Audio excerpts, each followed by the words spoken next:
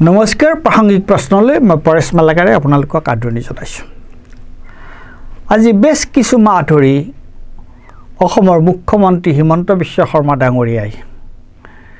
লোকসভাৰ সদস্য আৰু লোকসভাৰ বিৰোধী দলৰ উপপতি শ্ৰী গৌৰৱ গগৈৰ বিষয়ে নানা ধৰণৰ কথা কৈ আহিছে আৰু বিশেষকৈ গৌৰৱ গগৈৰ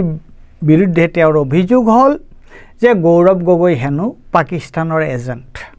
আইএছএৰ লগত তেওঁৰ সম্পৰ্ক তেওঁৰ পৰিয়ালৰ লোকৰ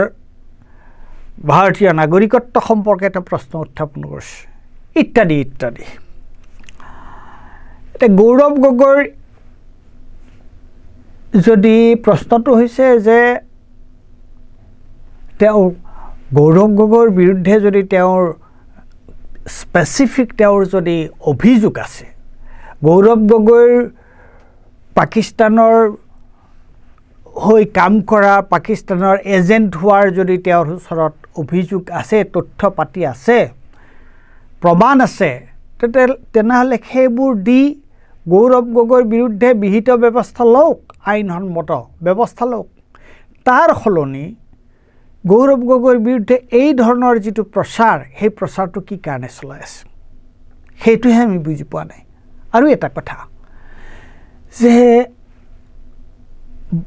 অকল গৌৰৱ গগৈৰ হে তেওঁৰ পত্নীয়ে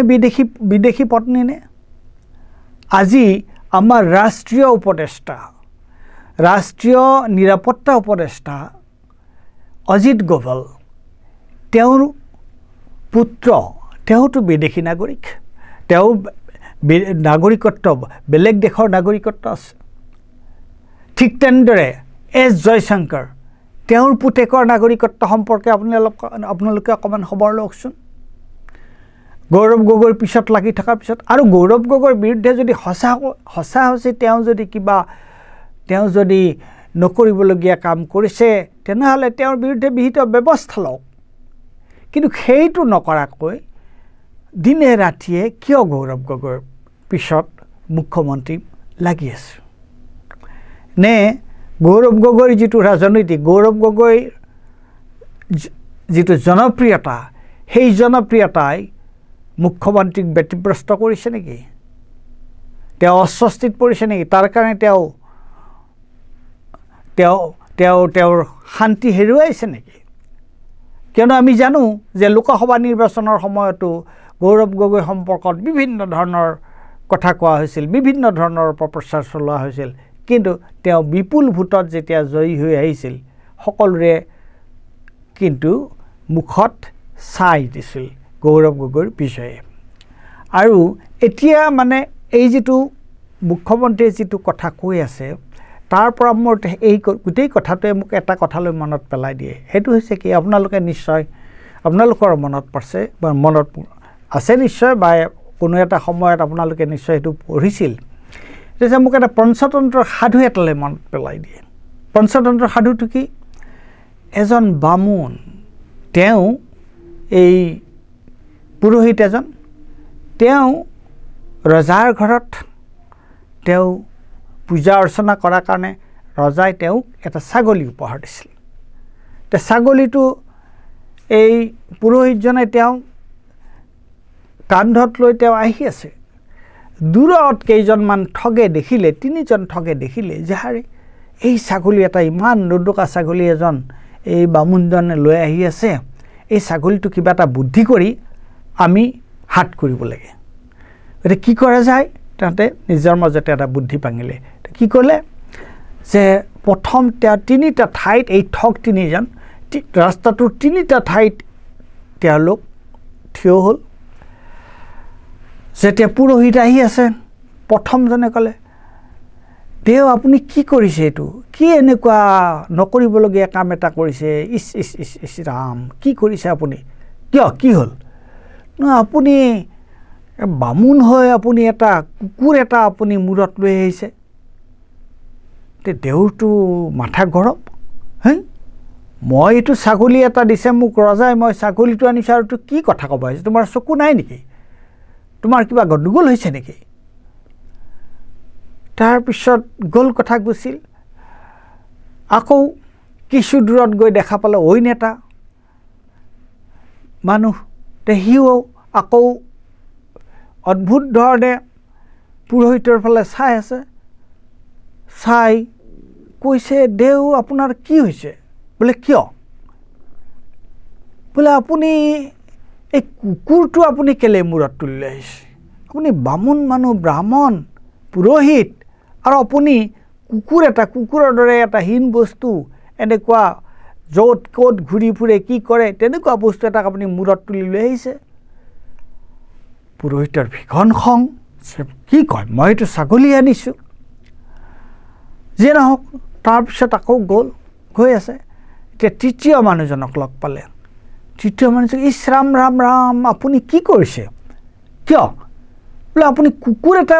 মূৰত তুলি আনিছে কান্ধত তুলি আনিছে আকৌ পুৰোহিতে এই বাটুৰাজনক যাতা কথা ক'লে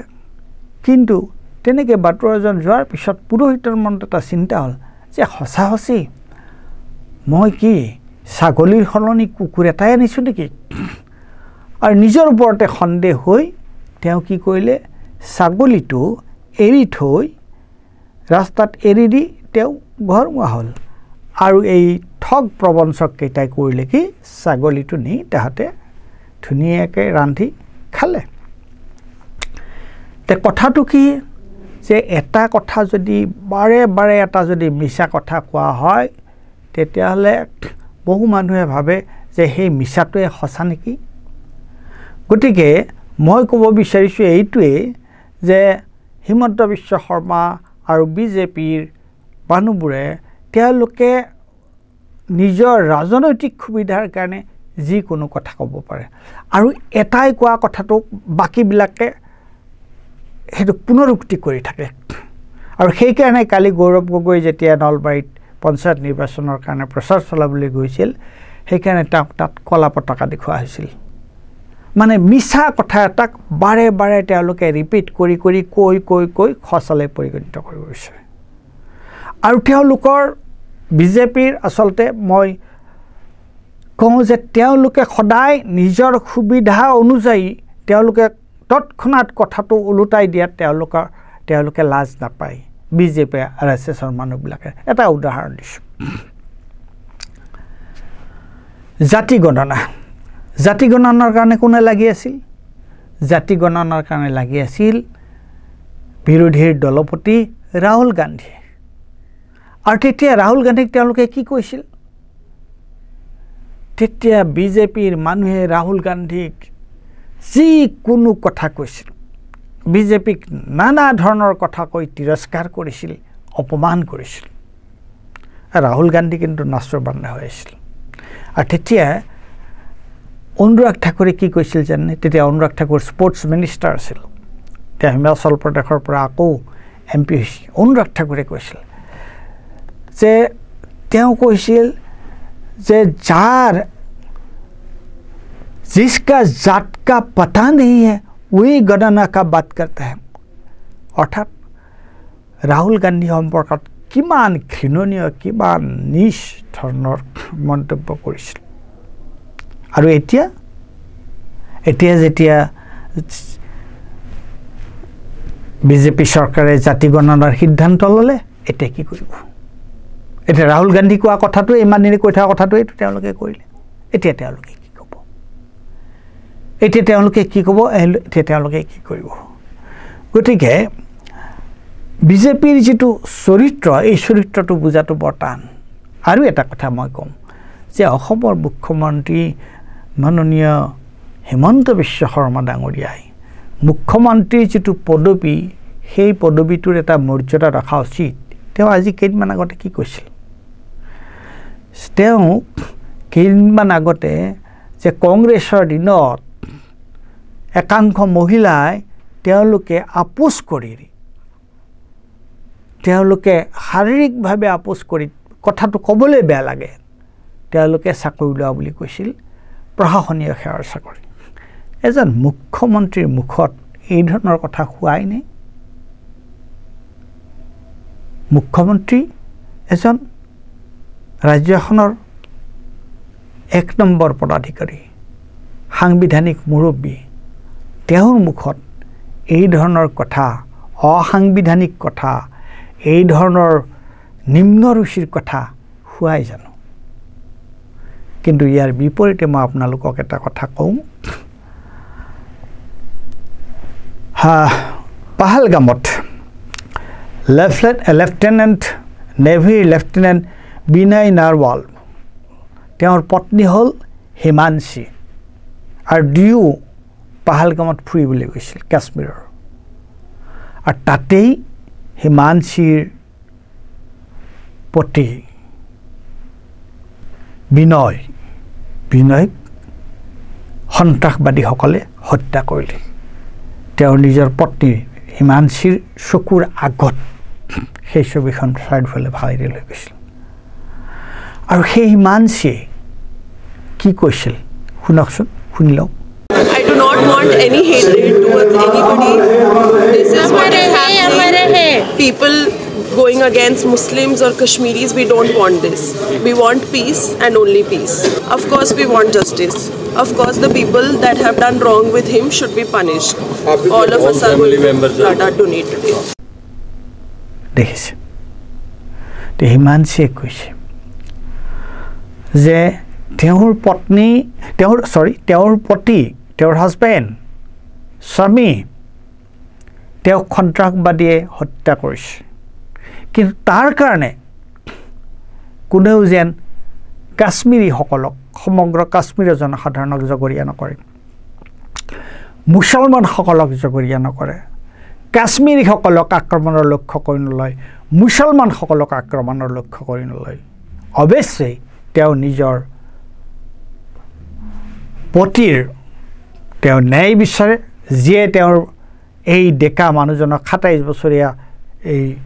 যুৱকজনক হত্যা কৰিলে তাক বিচাৰি উলিওৱাটো বিচাৰে তাৰ ন্যায় বিচাৰে তাৰ বিচাৰক সেইটো তেওঁ বিচাৰে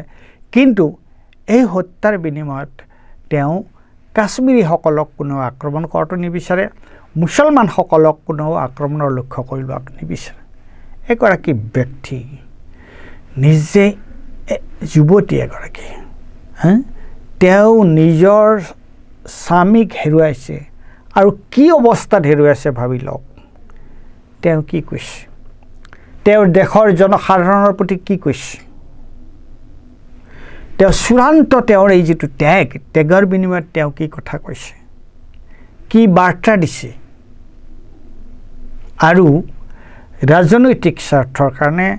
ৰাজনৈতিক মুনাফাৰ কাৰণে ক্ষুদ্ৰ স্বাৰ্থৰ কাৰণে এওঁলোকে কি ধৰণৰ কাম কৰিছে মুখ্যমন্ত্ৰীয়ে কি ধৰণৰ নিজকে কিমান তললৈ নমাই লৈ গৈছে বিজেপি RSSৰ একাংশই কিমান তললৈ নিজকে নমাই লৈ গৈছে গতিকে কথা এটাই যে মানুহে কোনে কি প্ৰচাৰ চলায় কোনে কি অপপ্ৰচাৰ চলায় তাৰ দ্বাৰা আমি প্ৰভাৱিত হ'ব নালাগে আমি নিজৰ বিবেক বিবেচনা দ্বাৰাহে পৰিচালিত হ'ব লাগে ধন্যবাদ